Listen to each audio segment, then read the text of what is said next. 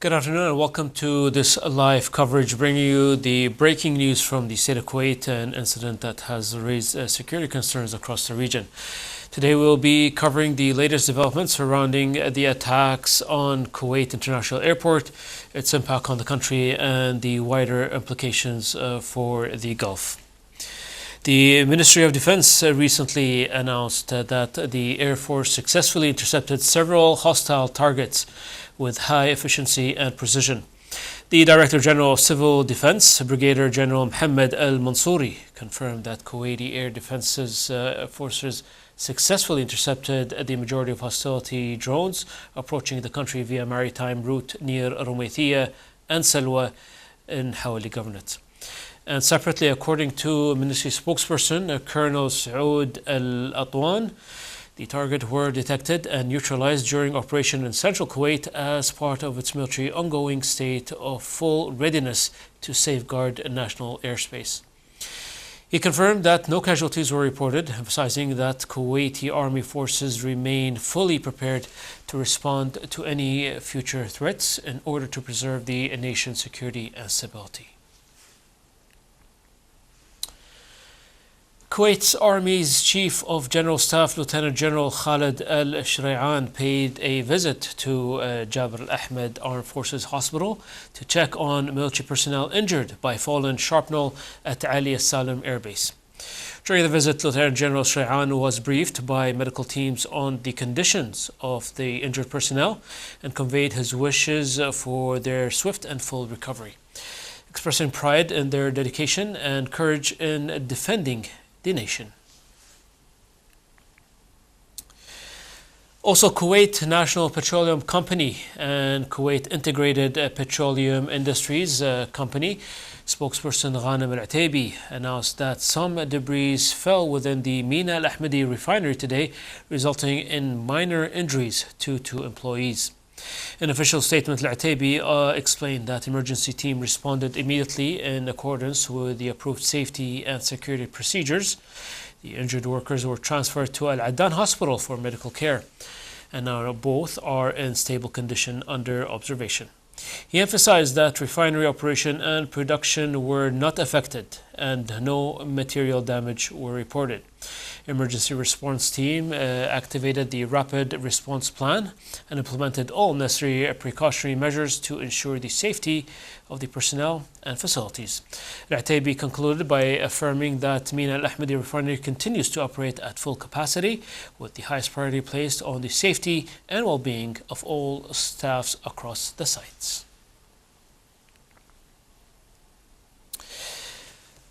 Earlier today, we reached out to Major Sara Jamil from the Ministry of Interior to discuss the latest development and measures being taken to safeguard the public. During our call, we asked Major Sara about the immediate security measures the Ministry has implemented in light of the recent developments. Here's more.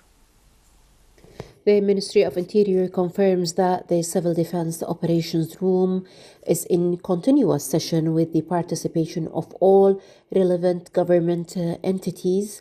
Everyone is working in full coordination around the clock to ensure the safety of the country and its people. We reassure the public that the situation is under control and each authority is performing its role fully according to approved plans. The strategic reserves of food and fuel are available and sufficient, and there is no need for concern or panic. Also, the ministry urged everyone to follow official instructions, rely only on trusted government sources for information, and avoid spreading rumors or inaccurate information due to their negative impact on society. It's important at this time not to pay attention to rumors or share or spread them on social media so that individuals do not face legal accountability. There is no need to panic. The situation is under control. Our last advice to the listeners, don't pick up any objects you find on the ground, even if they seem familiar, such as pens, watches, cigarettes, cans. They may be dangerous. Report them immediately to 112. Also, 112 receives the calls 24/7 to provide the citizens and residents with humanitarian and security assistance. Finally, it's very important to know the meaning of the warning sirens.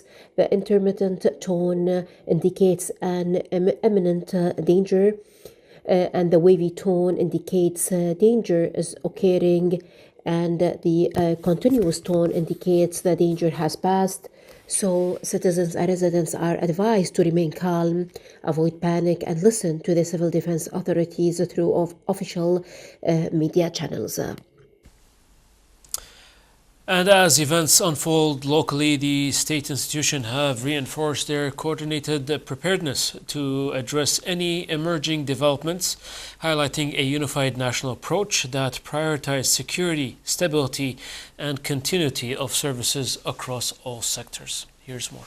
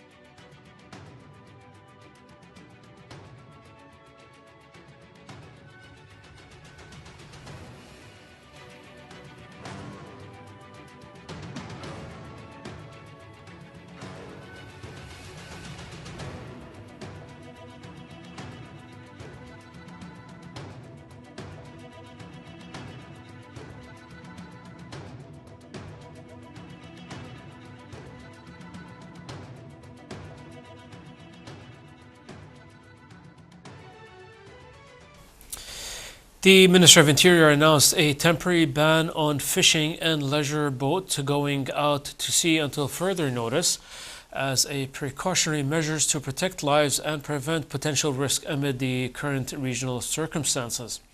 In a statement, the ministry also urged campers to postpone their outdoor activities until conditions stabilize, emphasizing the need to ensure the safety of citizens and their family. It further advised against organizing outdoor events, including local Girgi'an celebrities, during this period. The ministry stressed that these are temporary precautions measures, confirming that relative authorities are closely monitoring developments. It called on everyone to follow official instructions and rely on verified state sources for updates.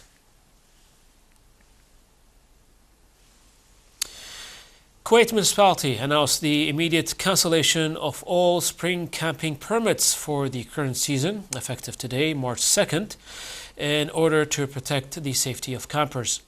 In an official statement, the municipality explained that due to the current security situation and outdoor concerns, the safety of citizens and residents in deserted area, it has decided to revoke all temporary spring camp permits and end the official camping season early, which was originally scheduled to conclude in mid-March.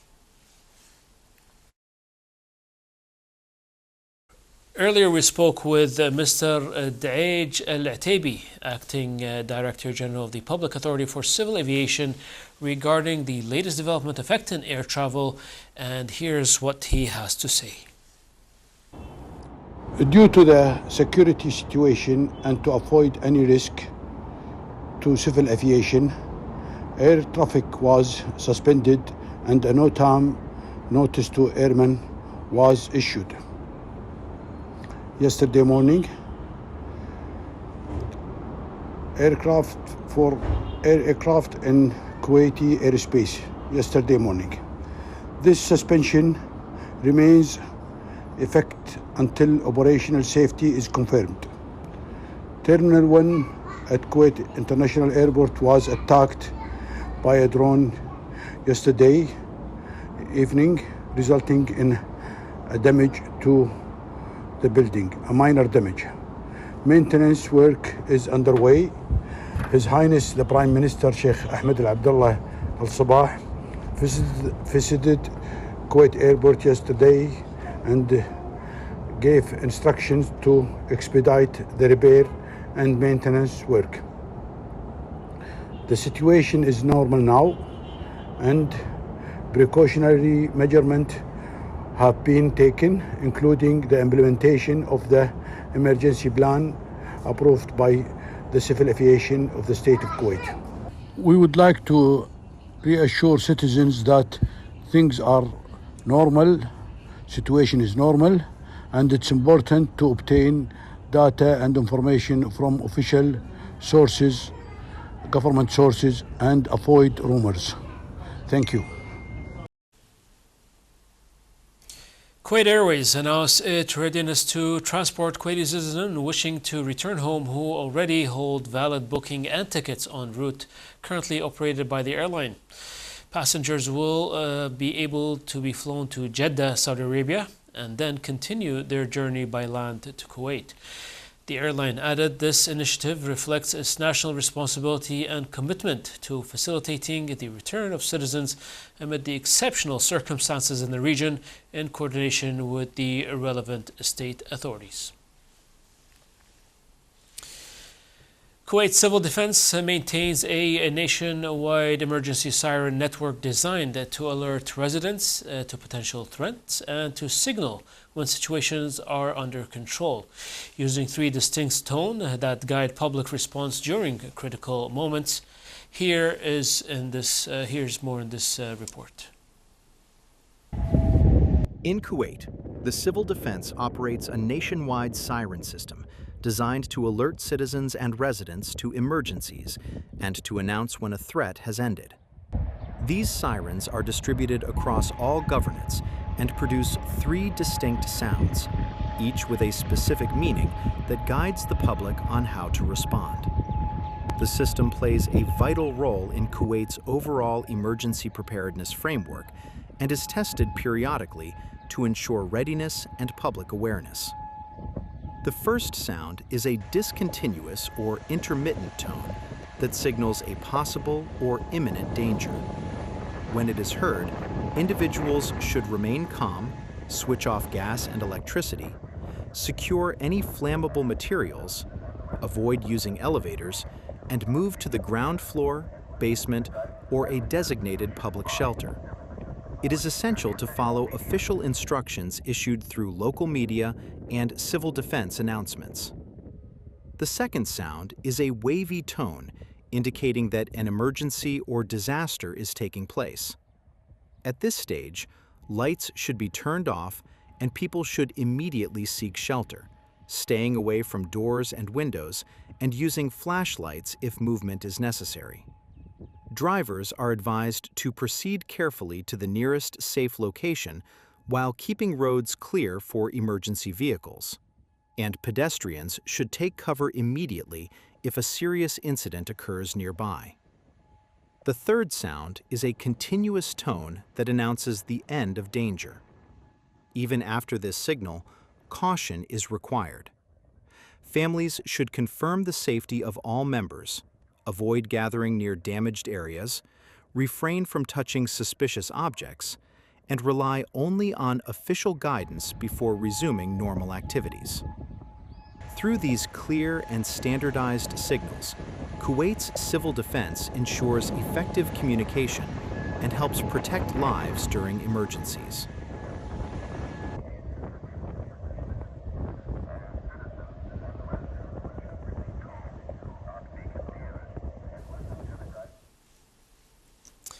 Kuwait University announced that all classes will continue through remote learning until further notice, emphasizing its commitment to safeguarding the health and safety of students and staff while maintaining the continuity of educational purposes. In an official statement, the university confirmed that any update or new decisions will be promptly communicated through its official channels, urging students and faculty to rely solely on verified sources and to avoid spreading rumors or unverified information.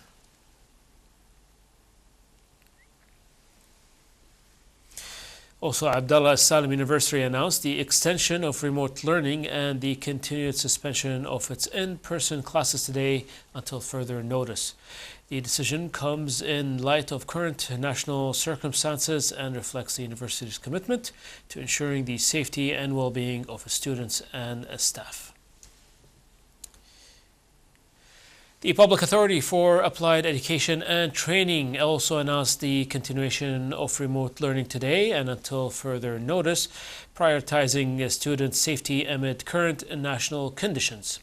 The authority stated that it is monitoring developments with relevant agencies and that all measures aim to ensure safety and maintain educational stability. Joined us earlier was political analyst Dr. Mohammed Al-Waheb, who has closely followed regional security developments and Gulf-Iran relations for many years. Earlier, we spoke with Dr. Al-Waheb about the recent developments that have raised serious concerns across the region, particularly following Iran's missile and drone activity targeting Gulf states, including reported incidents affecting Kuwaiti airspace. Here's what he had to say.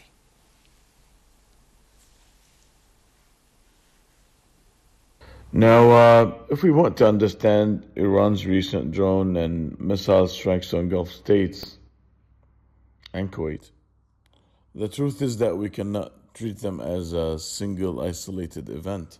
The fact of the matter is they cannot understand a book by reading its last page. Since 1979, the Islamic Revolution of Iran has built influence in the Arab world, not only through diplomacy, but through armed networks. We never liked that. Yes, armed networks. Many of them, actually. Hezbollah in Lebanon never emerged in a vacuum. Militias in Iraq did not appear overnight. In Yemen, armed groups reshaped the balance of power. Even Kuwait. Kuwait is never an exception. Kuwait has faced security cases in the past linked to cells trained or supported by Iran. Iranian officials themselves spoke openly and proudly about controlling 4 Arab capitals. Yeah, they say that, like, openly. They even described this as a strategic depth. Yes, strategic depth. That language matters. It shows long-term ambition, not a sudden reaction. This is a logic of an expansionist state. So when drones and missiles are launched toward Kuwait and other Gulf territories, it's difficult to accept the argument that this is purely retaliation. If Tehran believed that striking Gulf states, including civilian facilities, would pressure Washington into concessions, that is a serious political miscalculation. Gulf states, and this is really important, Gulf states do not respond to pressure by distancing themselves from security partners. They actually do the opposite. Security coordination increases, defense budgets rise, external alliances deepen. The fact of the matter is that targeting airports and industrial facilities necessarily creates a credibility problem. It has always been there. We tried to overcome this in the last few years, but we definitely reached a dead end by now. When a civilian airport is hit, when energy or industrial sites are threatened, the claim that the Iranian objective is strictly military becomes weak. Civil infrastructure is not a symbolic target. It affects travelers, workers, families. It disrupts normal life. Now, these actions also damage whatever fragile trust had been or begun to reappear between Iran and its Gulf neighbors in the last few years. As we mentioned earlier, Diplomatic reopening requires stability, and they undermine that. And the lesson is clear. No Gulf leadership can justify rapprochement while missiles are crossing skies. That should be clear from the outset. Now, what does this whole thing suggest? Definitely not an Iranian strategic brilliance. Definitely. Not careful chess. It suggests internal pressure, overreach, and flawed judgment. Instead of gaining leverage, Iran has increased regional suspicion, narrowed its diplomatic options, and reinforced the perception that it prioritizes projection over stability. In politics, power is not only about striking, it's not about the number of missiles you have. It's about knowing when striking isolates you. And they are isolated. This is the lesson that the Iranians will learn soon in a harsh way. As for the regional updates, the United States, the state of Kuwait, the Kingdom of Saudi Arabia, Bahrain, Qatar, and the United Arab Emirates and Jordan have strongly condemned Iran's indiscriminate and relentless missile and drone attacks targeting sovereign territories across the region. In a joint statement issued, the seven nations declared that these unjustified strikes targeted sovereign territories, endangered civilian population, and damaged civilian infrastructure. The statement cited Iranian attacks on Bahrain, Jordan, Qatar, Oman, Saudi Arabia, and the United Arab Emirates, describing them as a dangerous escalation that violates the sovereignty of multiple states and threaten the regional stability. Concluding the statement, the country reaffirmed their commitment to regional security and praised ongoing air and missile defense operation, which they said had prevented far greater loss of life and destruction.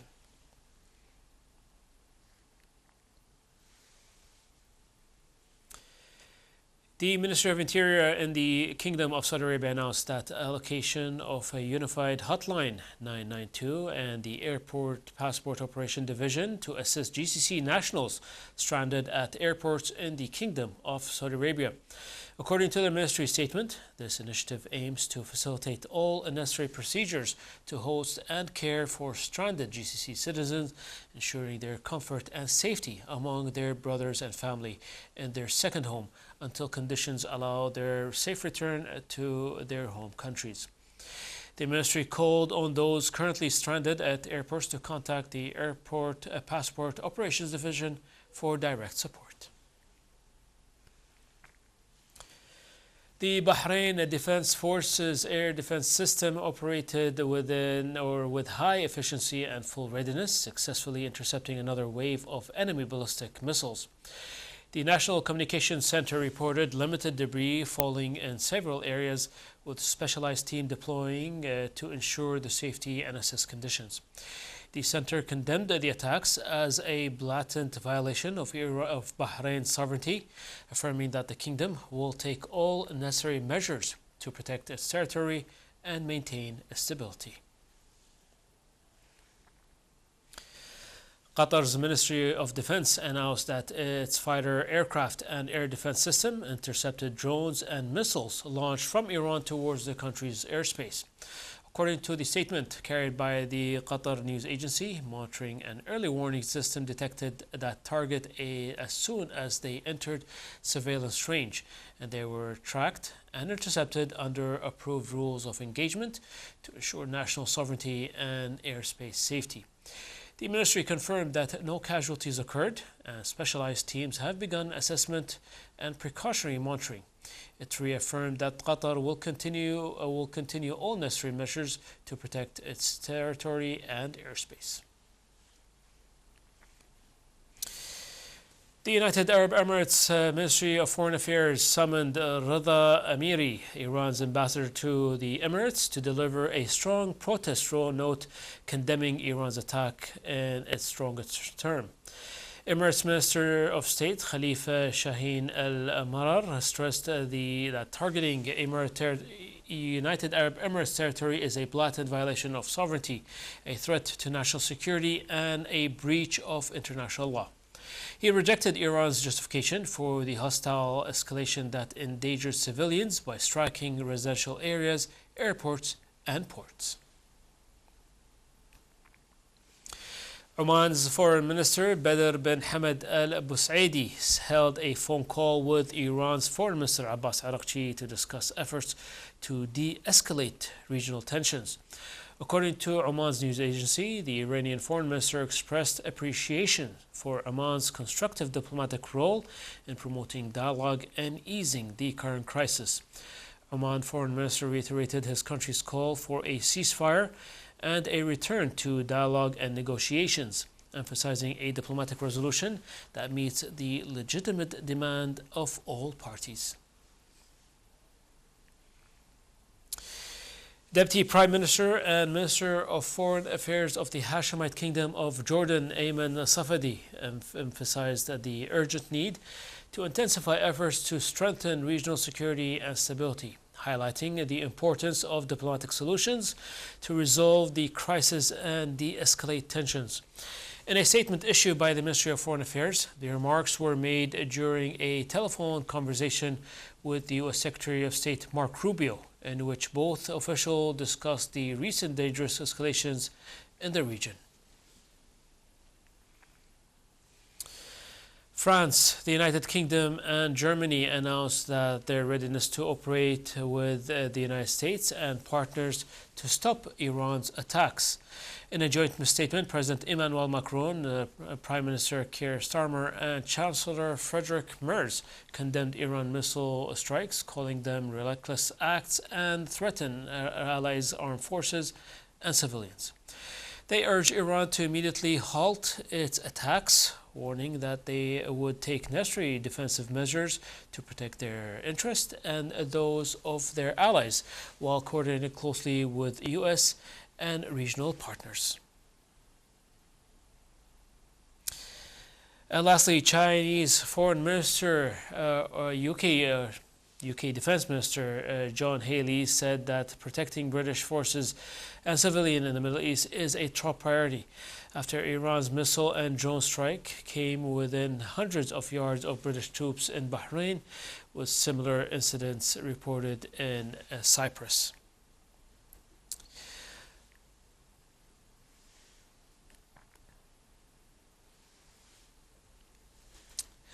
Also, Chinese Foreign Minister Wang Yi urged all parties to halt a military operation in the Middle East and further prevent the conflict from spreading or escalating. During a phone call with the Russian Foreign Minister Sergei Lavrov, the two discussed the latest regional developments. Lavrov affirmed that Russia supports China's position, calling for an immediate ceasefire and resumptions of diplomatic talks. On that note, this concludes our live coverage of the latest development in the region. Stay tuned for the news bulletin coming up for more. Thank you for joining us.